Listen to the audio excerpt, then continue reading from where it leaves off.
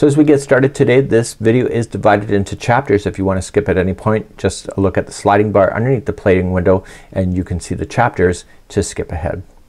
Welcome back to the Crochet Crowd as well as my friends over at yarnspirations.com. I'm your host Mikey. Today we are going to work on this blanket. This is called the Mock Cable Crochet Blanket, and this is using granite blanket in the ombre, and the ombre, it's actually changing color on its own, and that's what you're seeing going on in this particular sample. So it needs a total of 7 balls. In today's tutorial I am going to substitute the yarn with the regular size hook, a 5.5mm size eye, and I'll be using Red Heart Super Saver ombre today. So just for demonstration reasons I'm just changing out the yarn. If you would like to change the size of this particular blanket into anything else, the multiples are 7 chains plus 11. So you'll do 7, 7, 7, 7, 7, and when you're happy with the width of it, you'll just add 11 more chains in order to find the balance. So there is a crochet diagram available to you. It is on page number 2. And I have a blow up of that. I'm going to leave the tassels off of this tutorial because we have learning how to make tassels already here on the YouTube channel. And today's focus is just how to do the base of this. And then of course page number 3 is just a nice blown up sample of what you could have. So let's go to the diagram and let's decipher this even further. So here's the crochet diagram, and this is just a smaller sample of what we're going to be doing. Remember that the multiples are 7 plus then 11. So 7, 7, 7, and then add 11 to have the balance so that you can do this. So what we're going to do is that we're going to get ourselves started on the foundation row. I am going to give a special tip that normally I would teach it a different way. So I'm going to be giving you that on the foundation as we start. So we'll be kicking off this foundation as we go. So these particular loops are made up of 12 chains. You see that, but for easier reading purposes that it just shows you these lines, but it's represented by its chain 12. Now when you get all the way to the very top of this, when you're getting all the way to the end, so you just keep repeating this rows number 1 through 4 until you're satisfied.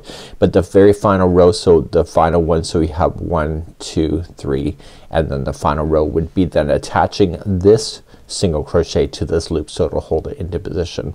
So that's kind of a neat idea, right? So then you can add your tassels to the end of these pieces when you're getting to the end of the project. So without further ado, I'm just going to show you this demonstration on how to do this mock cable crochet blanket. So using an M as in Michael, a 9mm crochet hook with your granite blanket ombre, you can start this, and I'm just using a 5.5mm size eye and my Red Heart Super Saver ombre. We're going to create a slip knot to begin. So you can either chain 95 if it's the granite blanket sample. Everybody else that would like to change their sizes or use thinner yarn, then what you can just do is do the multiples of 7. So 1, 2, 3, 4, 5, 6, 7. Are you happy? Yes or no? If not, keep on going. So 1, 2, 3, 4, 5, 6, 7. Same question, happy or not? If not, keep going. So 1, 2, 3, 4, 5, 6, 7. Once you're happy with the width of this, then what you need to do is add 11, and that'll keep the balance. So it's 1, 2, 3, 4, 5, 6, 7, 8, 9, 10, and 11. So either do that or chain 95 and you're good to go. So let's begin the foundation row. So let's begin our foundation row. You're going to go second chain from the hook and you're gonna single crochet. So just count back 1 and 2. And normally what I do is that I go and I turn it around to the back hump. So if you've been with me a long time, you know that I do that.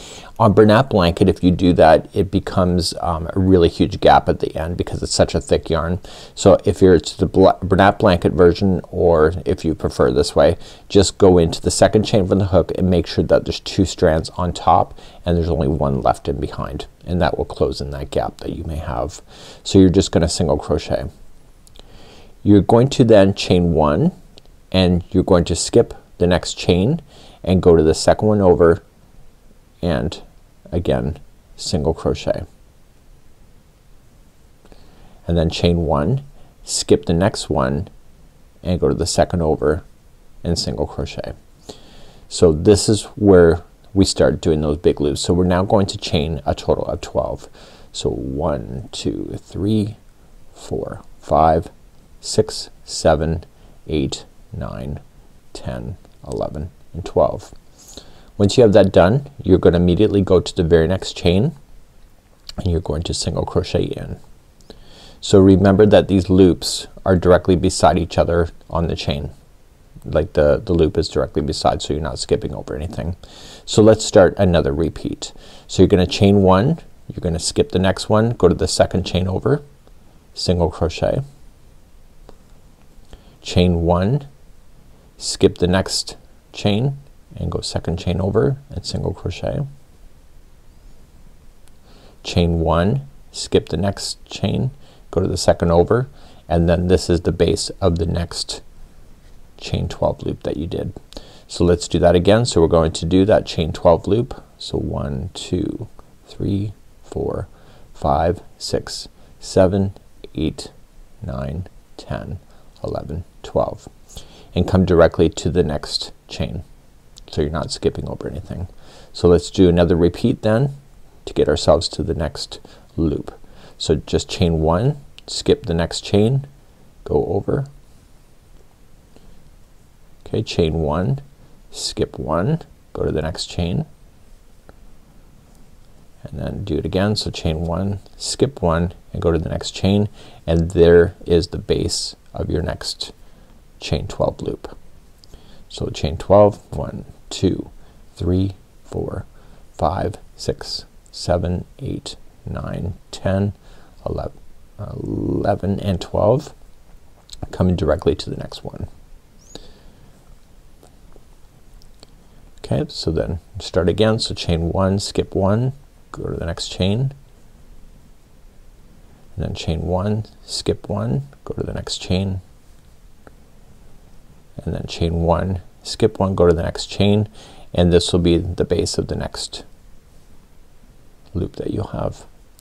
So another 12. So 1 2 3 4 5 6 7 8 9 10 11 12, and then coming back into the next chain that's available to you. So you're just gonna continue to repeat that over and over, and they should be equally spaced, all these loops, and then eventually when you come to the other side, which I'm about to do, is that you're going to just chain one, skip one chain, chain one, and skip the next chain, and you should be at the very end. If you have one left over, you can just undo this knot and then get yourself back to balance, but at this point in the size that I did, I now have 4 of these mock cable loops to go. So let's turn our work and begin row number 1, and rows number 1 through 4 is the repeat pattern.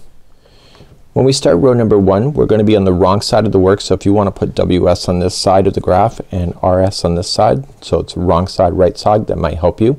So what we need to concentrate is, do you see these single crochets that are side by side? This chain is not counted ever as a stitch. That's why it's being pinned down over here. So everything will be pushed together once you start looping these things together. So you're single crocheting on this side and this side of the loop. So if you notice, it continues all the way up. It's the spaces in between that has you jumping over. So when we start, because we have to start jumping, we cannot jump until the first one is filled in, and then we jump and then come back down. And so then you do these, and then you're jumping over, and you're jumping over, and then you do these. So if you look at it from that perspective, it's a little bit easier than it is to kind of look at it individually. So let's move on. We're now officially going to go to rows number 1 2 3 and 4. That's the repeat pattern until we get to the very end. And so what we're looking at, row number 1, is the wrong side of the work. So just keep that in mind. So the first time that you have these loops, make sure that you leave it to the back. So whenever you're doing row number 1, the new loop that was created in the row before, make sure you push it to the back, which will be the right side of the work. So let's begin row number 1. We're going to chain 1, and because there's a space in the second one over, that gives us a clue on what we need to do. So what we're going to do is that we're going to fill in the same stitch that comes right out, and we're also going to fill in this first chain 1 space, and that's where you're going to start doing some jumping. So you're gonna chain 1, and you'll jump over the next single crochet, and you'll go right into the space, and that's just before the loop, and then you'll go into the same stitch as the loop itself and leave that loop on the back side, which is the right side of the work.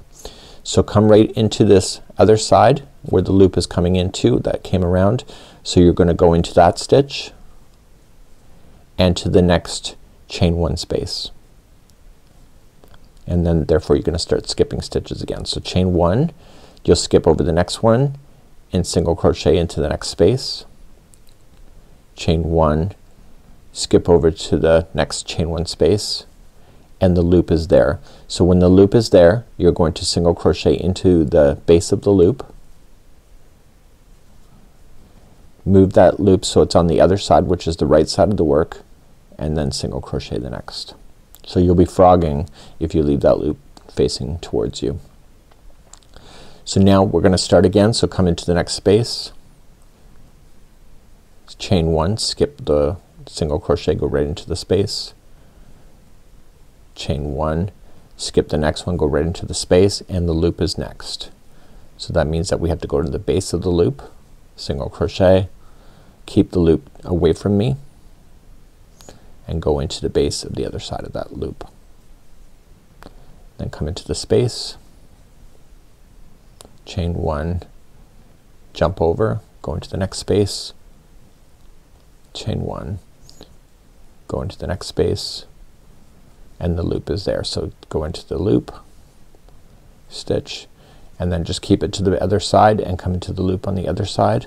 And you're gonna keep repeating that over and over. Just refer to the diagram if you need any additional help. And basically after the loop is in, you're going to go into the next space, chain 1, jump over, and come into the space and the final stitch, and that will take you all the way across row number 1. So the loops should now be in the front like this when you turn it around for row number 2. Let's begin row number 2. In row number 2, what's gonna happen is that we're going to chain 1, single crochet in the first one, and because there's a single crochet here, we're immediately going to chain 1 and jump right to the space, chain 1, and we just go into the ones that are here. Okay, so this 2 single crochets in a row, and then we start jumping again, and jump and jump, and then 2 in a row. So let's do row number 2. So as we do row number 2, we're going to chain 1, and we'll single crochet in the first one, which is the edge, and then we're immediately going to chain 1. So there's already a single crochet below, so we can't go in there. So we're gonna come into the first chain 1 space, and then chain 1 and jump over the next one, and the 2 that are right in the middle where the loop is, that's the 2 that you're always gonna be there. So you'll single crochet 2 in a row, and then you'll start jumping again. So chain 1 and jump over the next one and go right into the space, chain 1 to jump and go right into the next space, chain 1 to jump, and what you're jumping over is that you're just jumping over the next one and going into the 2 that are part of that looping area. So there's 2 in a row, and then we start jumping again. So chain 1 to jump, go right to the space, chain 1 and jump over, chain 1 and then jump, and we're right at the looping area, so there's 2 in a row. Chain 1 to jump, and you just keep on jumping over where you can. So here's the base of the loop, so you have those 2 in a row, chain 1 and then jump over, go right into the space and chain 1, and eventually at the very end you'll just go right into the end. There we go, and that was row number 2. Let's turn our work and do row number 3. In row number 3, we're going to chain up 1, and you'll just put a single crochet in the first space and then jump. So you basically see how we had 4 in a row here, so we're gonna have 4 in a row right here. Do you see that? So there's 4, and basically you're looking for these jumping spaces and just making sure that you just stay in line, so when you come all the way across you'll fill it right to the end. And let's try row number 3.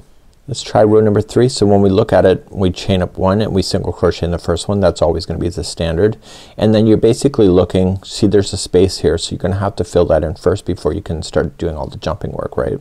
So you'll fill in the space and then chain 1 to jump, and these 2 are the middle of the looping area, so you'll put in single crochet for each of those and into the next space. So on row number 3, when you have these loops, you'll have the single crochet into the space, the two that are part of the loop area, and the single crochet after the looping area. Chain 1 to jump, and now let's jump to the next loop. Chain 1 and jump, and this is part of the next. See how there's 2 in a row? So it's kind of if you look for that, it's easier, and you'll have 2 of those that you have to fill in, and the space after it. So again, the space before, the 2 that are part of the loop area, and the space after, and then start jumping. So chain 1 and jump to the next one that we have. So here's the loop, so here's the space before the looping area, so fill in the loops and the space after, and then begin to jump. I really think you're for this particular one, the diagram is really quite helpful. Oops, make sure that in the looping area you stay and don't jump over it, keep it solid. That helps keep those loops in the front, and do the space right after it. So eventually you'll come all the way to the other side, so just chain 1 to jump, and then the last stitch is available for you, and this becomes then, that was row number 3, and now we're gonna head into number 4. As we head into number 4, so we're gonna start up and we're going to single crochet in the first one and then jump, and then we're in the space and then jump. So we have the one that is the middle one here. This is the see how there's the 4? It's the second one in. It'll be a single crochet, a chain 12, and then a single crochet directly after it, and then you start jumping again. So just keep that in mind as we go. So let's try number 4. Okay, let's try number 4. We're gonna chain 1 and we'll single crochet in the first one, and then chain 1 to jump, and I have to jump because single crochet is directly below it. So we're gonna jump, come to the next space, chain 1, and we're going to jump. So there's 4 here, so we're jumping over 1, and that'll take you to the first one right here that is part of the loop. So that's that one, and then chain 12. So 1 2 3 4 5 6 7 8 9 10 11 and 12, and then coming into the stitch right after it with the single crochet, and now a new loop is ready for you for next time. So chain 1 to jump, and then we just jump over the next single and go right to the space, and then we keep jumping in the spaces until we get to the next loop. Okay, so there's 4. It's always the second one in is the single crochet after the jump, and then chain 12. So 1 2 3 4 5 6 7 8 9 10 11 12, and then you're just gonna come into the next stitch, single crochet, and then jump. Chain 1 to jump, and just go in the spaces until you get to the next loop. Okay, there's the 4 coming into the second one, and then chain 12. So 1 2 3 4 5 6 7 8 9 10 11 12, and then come to the one right after it, and then start jumping. So chain 1 to jump.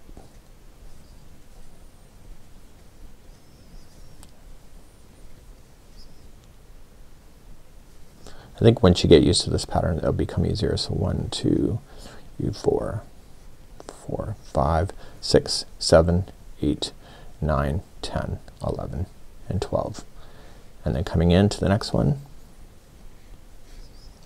and then chain 1 to jump, come into the next space, and then you're on the end. So chain 1 to jump the next one and go right into the end, and that was row number 4.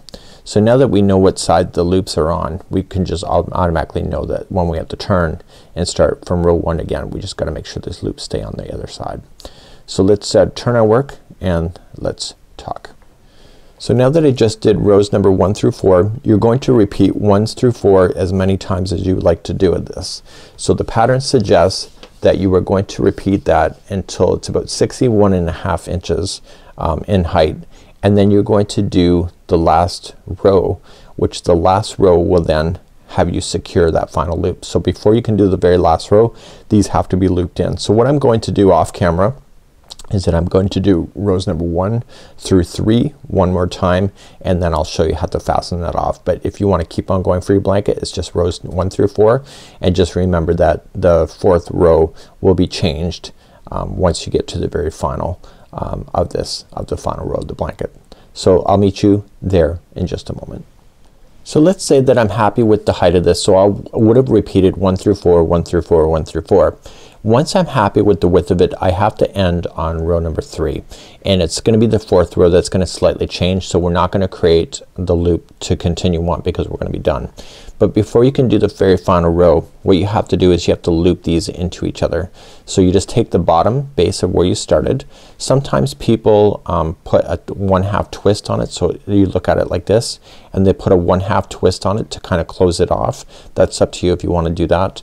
And then you just feed the next loop without a twist, so the remaining of the loops doesn't need a twist. And so that's something that you can do. So if you have it and you don't twist it, then what you have is this, and you have to decide what you like better. Okay, with a twist or without a twist. Okay, so I'm gonna put a twist on it because that's what I'm used to, but you can decide what's more important for you. So you want to go through your whole blanket, and you want to go all the way up to where the last loop is.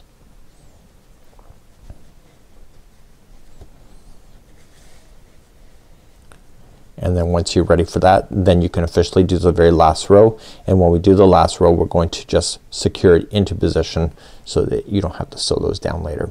So let's begin the final row. So the final row is just like you're doing row number 4, but without adding any extra chains to it. So what you're going to do is make sure everything is looped and ready to go, and so you'll just chain 1, single crochet into the first, and then you need to jump, so chain 1 to jump, and come on over right there. And what you're going to do then is just chain 1 and jump, and when you go into the next 2, those are where the loops are supposed to be for if you were to add more loops. So you're gonna do the first one single crochet, and the second one you have to take the very last loop, make sure that it is secured, and you are going to single crochet through that loop right into the actual outside of it to the stitch. Okay, so it's holding. So then you're going to then at this point chain 1, skip the next one, and go into the space and jump. So let's jump, keep jumping over until we get over to the next loop. Okay, so we got the first one. This is part of the loop space, so that was the first one, and the second one we peel back, and we're gonna now go through the loop and through the stitch, and single crochet, and then chain 1 and start jumping again. And that all that's doing is that's holding it into position so that you don't have to sew. So you're just gonna whip along just doing that. I find looping these mock braids are actually quite fun.